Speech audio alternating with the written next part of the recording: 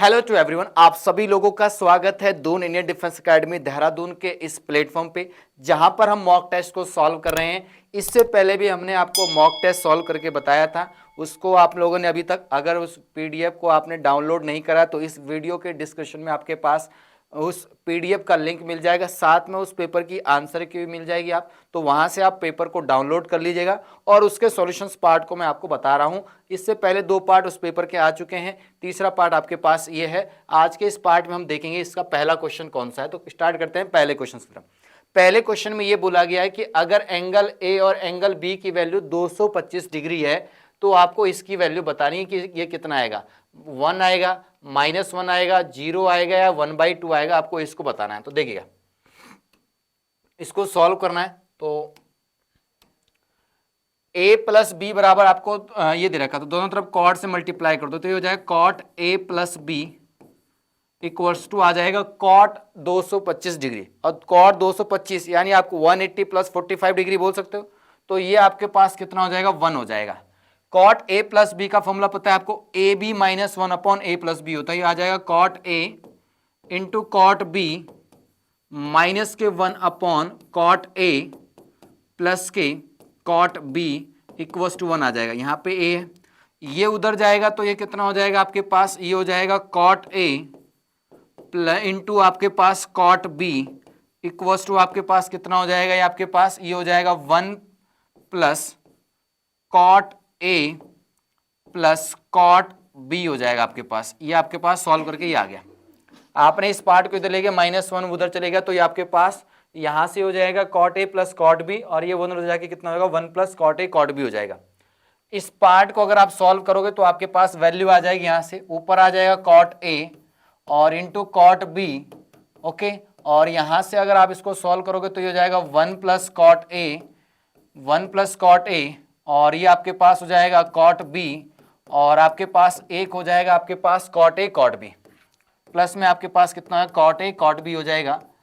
अगर आप यहाँ पे किसकी वैल्यू रखोगे, 1 प्लस कॉट a, इसकी वैल्यू कितनी रखोगे आप, कॉट a कॉट b। यहाँ पे अगर आप इसकी वैल्यू इसकी जगह क्या रखोगे, कॉट a कॉट b रखोगे तो ये कितना है, कॉट एक बार ये और एक बार ये, तो हो जाएगा आपके पास cot a into cot b upon में आपके पास कितना हो जाएगा, 2 cot a into cot b हो जाएगा।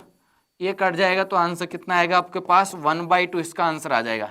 क्या ये बात समझ आई? वैल्यू पुटिंग से भी आप कर सकते हो, a की वैल्यू कुछ मान लो, b की वैल्यू कुछ मान लो, उन दोनों का सम कितना आना चाहिए आपके पास, 225 आना चाहिए, यानी 225 डिग्री आना चाहिए। तो करेक्ट आंसर इसका कितना आएगा आपके पास, डी आ जाएगा। क्या ये बात समझ आई? आगे चलते हैं नेक्स्ट क्वेश्चन की तरफ। नेक्स्ट क्वेश्चन में आपसे क्या बोला गया है, एक ट्राइंगल है आपके पास PQR, एक ट्राइंगल है जिसमें बोला गया आपके पास इसकी वैल्यू आपके पास 6 है और इसकी वैल्यू आपके पास कितनी दे रखी है, 1 दे रखी है। देन आपसे पूछा गया एंगल R कितना होगा, ये आपसे पूछा गया। बहुत अच्छा क्वेश्चन है, ट्राई कीजिएगा एक बार क्वेश्चंस को। तो इस क्वेश्चन को करने का बहुत आसान तरीका क्या है, अगर मैं इसको इक्वेशन 1 मान लूँ, इसको इक्वेशन 2 मान लूँ, दोनों को स्क्वायर कर दूँ तो मेरे पास ये हो जाएगा। इसको स्क्वायर करूंगा तो कितना हो जाएगा, यहाँ पे मैं इसको डायरेक्ट स्क्वायर करके ही लिखता हूँ। तो ये स्क्वायर करके देखेगा, देखो इसको क्या करना है आपके पास, 3 का स्क्वायर कितना होगा, 9 साइन स्क्वायर p प्लस में कितना हो जाएगा आपके पास 16 cos square q equals to 36 हो जाएगा। और जब इसको स्क्वायर करोगे कितना हो जाएगा आपके पास 9 कॉस स्क्वायर p प्लस में आपके पास 16 आपके पास sine square q equals to 1 हो जाएगा। जब मैं इन दोनों को ऐड करूंगा तो कितना आ जाएगा, सॉरी यहाँ पे आपके पास एक पार्ट और भी आएगा प्लस में, क्योंकि आप ये दोनों तरफ स्क्वायर कर रहे हो। तो a प्लस बी का, तो यहाँ पे आपके पास कितना आएगा 24 साइन p इंटू आपके पास क्या आ जाएगा आपके पास sine Q cos sine p cos q आ जाएगा। यहाँ पे भी आपके पास सेम चीज आएगा, प्लस में 2ab आएगा ना, तो 2ab यानी आपके पास कितना हो जाएगा, ये भी 24 साइन आपके पास कितना हो जाएगा साइन क्यूब, और ये आपके पास हो जाएगा कॉस आपके पास p हो जाएगा। यानी आपके पास a प्लस बी का होल स्क्वायर कर देना आपने, इसका स्क्वायर इसका स्क्वायर, तो यहां से तो ये कट के आपके पास कितना आएगा 9, क्योंकि sine square p plus cos square p की वैल्यू कितना आएगी, और यहाँ पे अगर आप सॉल्व करोगे तो कितना आएगा 16, और यहाँ पे आपके पास कितना आएगा 24 बाहर आ जाएगा, क्योंकि आपके पास 4 3 12 और आपके पास 24, और अंदर जो आपके पास बचेगा वो कितना बचेगा आपके पास, यहाँ पे बचेगा sine p sine P plus के sine P into cos Q, और प्लस में आपके पास क्या आ जाएगा, आपके पास कॉस पी, और इंटू आपके पास क्या आ जाएगा साइन क्यू, इक्वल टू कितना आएगा आपके पास, ये सॉल्व करके आएगा 37। ओके, अगर आप इसको सॉल्व करोगे ये आपके पास 25 अगर आप 37 में से माइनस करोगे तो 12 आ जाएगा, और 24 से डिवाइड करोगे तो आपके पास ये आ जाएगा साइन, और ये sine A cos B cos A sine B, यानी ये साइन ए प्लस बी का फॉर्मूला बन गया। Sine P plus Q equal to आपके पास 1/2 आ गया, क्योंकि यहाँ पे 12, ये 24 नीचे जाएगा तो 1/2 होगा, यानी आपके पास साइन पी प्लस क्यू, और साइन में 1/2 किसकी वैल्यू होती है आपके पास, या तो होगी π/6 या होगी 5π/6, यानी आप बोलोगे p प्लस क्यू आपके पास कितना आएगा, यानी आपके पास ये हो सकता है आपके पास, देखो 1/2 का मतलब क्या आपके पास, अगर साइन 1/2 है, 1/2 आपके पास या तो 30 की वैल्यू होती है या 150 की, तो या तो आप बोल सकते हो साइन आपके पास p plus Q equal to की वैल्यू कितनी आ सकती है, एक तो π/6 आ सकती है, और एक क्या आ सकती है आपके पास 5π/6 आ सकती है, यानी 30 डिग्री और 60 डिग्री आ सकता है, आपके 30 डिग्री और 150 डिग्री आ सकता है। तो दो एंगल का सम आपके पास 30 डिग्री तो हो नहीं सकता, तो आपके पास p प्लस क्यू कितना होगा आपके पास, क्योंकि बहुत छोटा एंगल हो जाएगा, ट्रायंगल नहीं बन पाएगा, तो आपके पास p प्लस क्यू कितना हो जाएगा आपके पास हो गया ये 150। तो r कितना बचेगा आपके पास, क्योंकि टोटल ट्रायंगल में आपके पास सम ऑफ द इंटीरियर एंगल कितना होता है 180 डिग्री होता है, तो अगर p प्लस क्यू मेरे पास 150 है तो r कितना बच जाएगा 30 डिग्री, और 30 डिग्री क्या होता है आपके पास π/6, तो एंगल r की वैल्यू कितनी आ जाएगी आपके पास π/6, इसका आंसर आ जाएगा आपके पास। क्या ये बात समझ है, बहुत ही अच्छा क्वेश्चन था आपके लिए। तो नेक्स्ट क्वेश्चन पे चलते हैं। नेक्स्ट क्वेश्चन में क्या बोला गया है, बहुत इजी क्वेश्चन है, बहुत बार ये एग्जाम में क्वेश्चन आया हुआ भी है। क्वेश्चन में ये बोला गया है कि अगर इस तरीके का आपके वैल्यू बतानी है, वैल्यू में आपके पास 1040 डिग्री है और 1020 डिग्री है आपके पास, 1040 प्लस 1020 और प्लस में √3 1020 1040, तो इसका जो करेक्ट आंसर आएगा वो आपके पास सी आ जाएगा। आपको एक चीज आपको याद होगी, एक फॉर्मूला आपने पढ़ा होगा, क्या 10a प्लस बी का फॉर्मूला पढ़ा है, 10a प्लस बी का फॉर्मूला आपको याद होगा, कितना होता है आपके पास 10a प्लस में आपके पास कितना होता है 10b अपॉन में आपके पास कितना होगा 1 माइनस 10a इंटू आपके पास क्या होगा 10b हो जाएगा। ओके, जब आप इसको सॉल्व करोगे तो ये फॉर्मेट आपके पास यही बन जाएगा। तो ये जो वैल्यू है आपके पास √3 है, किसको वैल्यू रिप्रेजेंट कर रहा है, ये √3 रिप्रेजेंट कर रहा है 10a प्लस b को रिप्रेजेंट कर रहा है, और a कितना है आपके पास 40 डिग्री और b कितना है आपके पास 20 डिग्री, तो इसका आंसर असल में 10a प्लस b के बराबर ही होता है।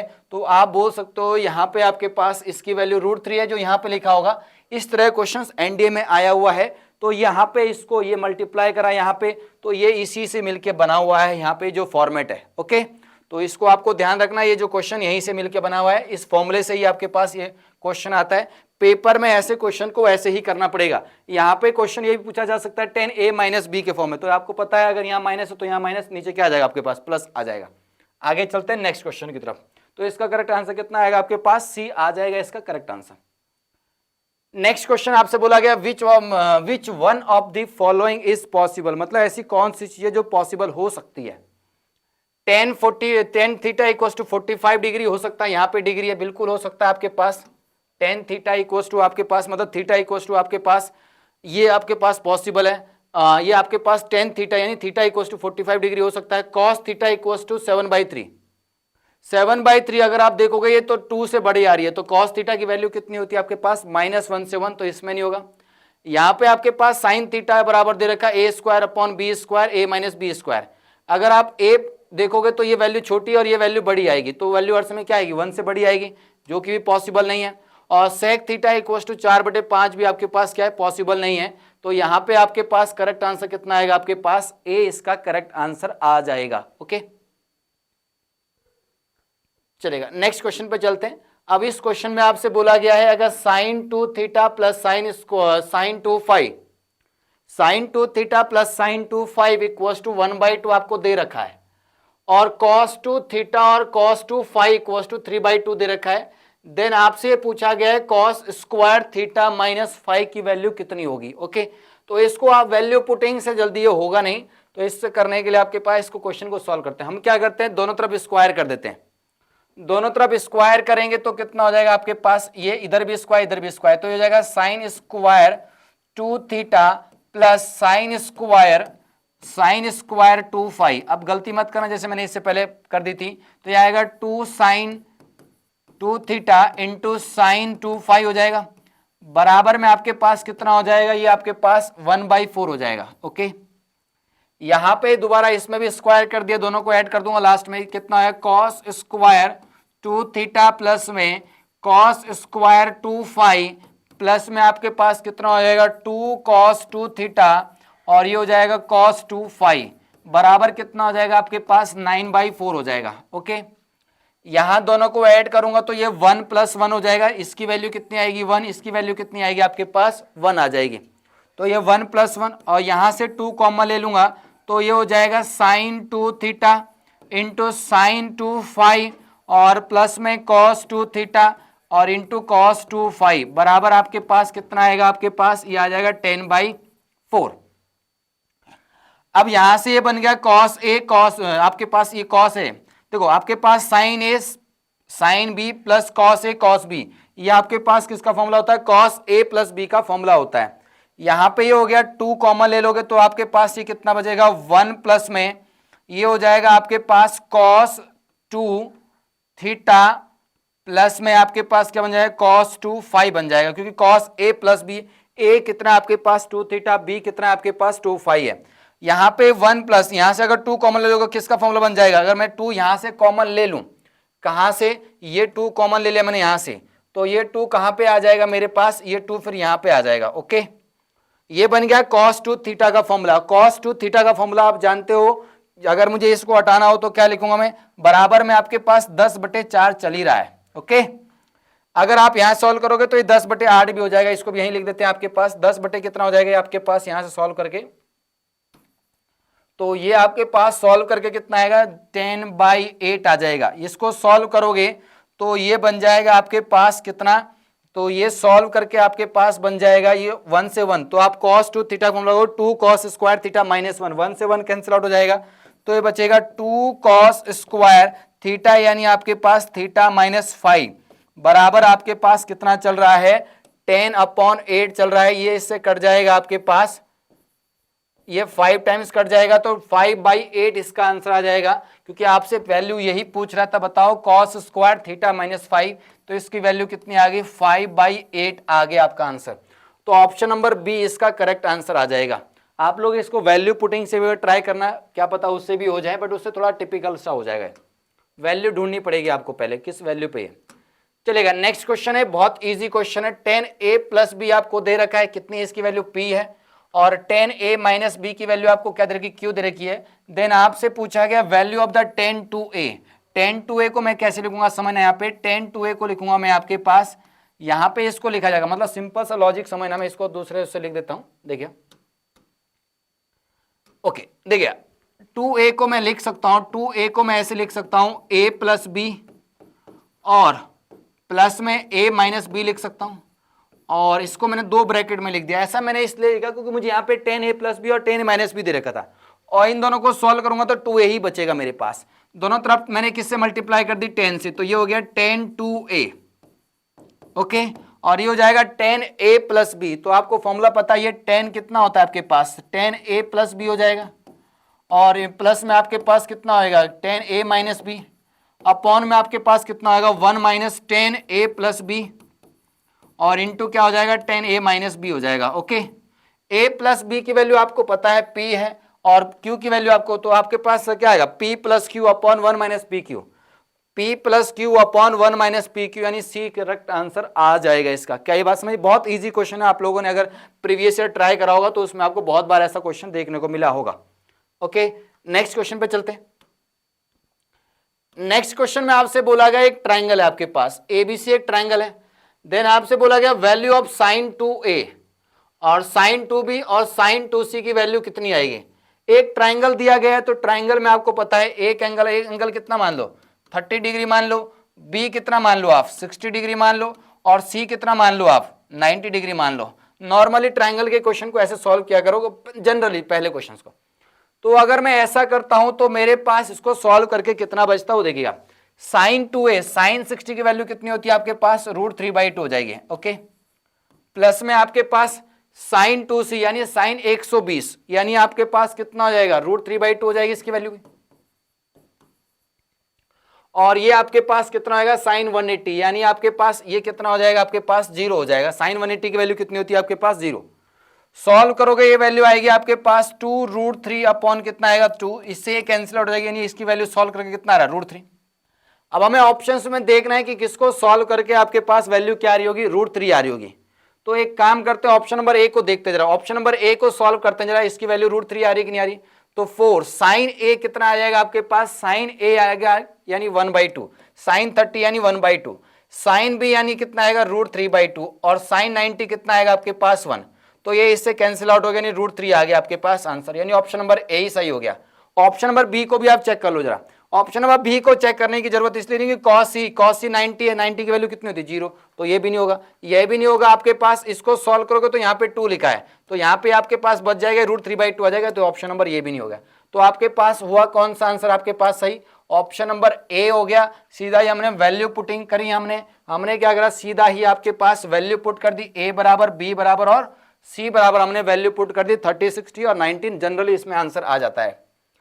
चलेगा, नेक्स्ट क्वेश्चन के ऊपर चलते हैं। आपके पास क्वेश्चन में क्या बोला गया है कि आपके पास cos 12 डिग्री और cos 12 degree plus cos 84 degree और cos आपके पास 156 डिग्री और cos 130 डिग्री 132 डिग्री की वैल्यू कितनी आएगी आपके पास।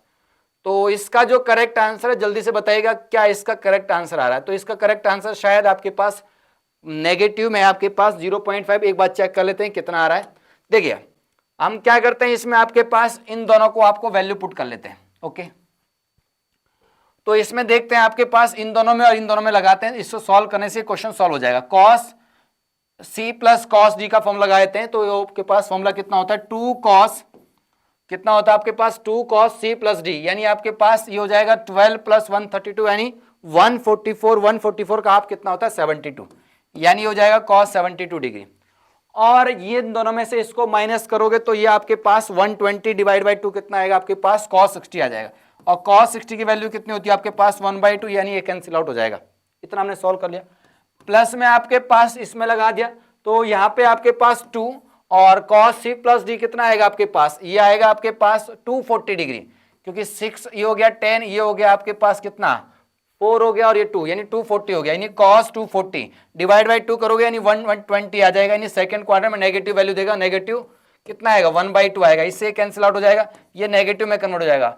और यहाँ पे आओगे इसमें से इसको माइनस करोगे तो ये आपके पास कितना बचेगा 36 डिग्री, डिवाइड करोगे तो कितना है cos 36, तो यहाँ पे आपके पास ये बचा cos 72 डिग्री माइनस के cos 36, इसको सॉल्व करोगे तो कितना आएगा आपके पास वैल्यू -1/2 आएगी।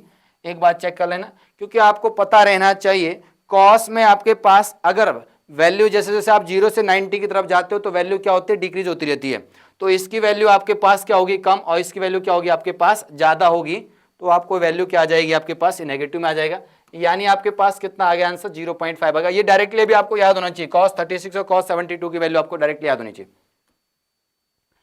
चलेगा, लास्ट क्वेश्चन की तरफ चलते हैं। आज के लास्ट क्वेश्चन क्या बोला गया है, बहुत अच्छा क्वेश्चन है, इसमें आपको हिंट दे रहा हूं मैं बस।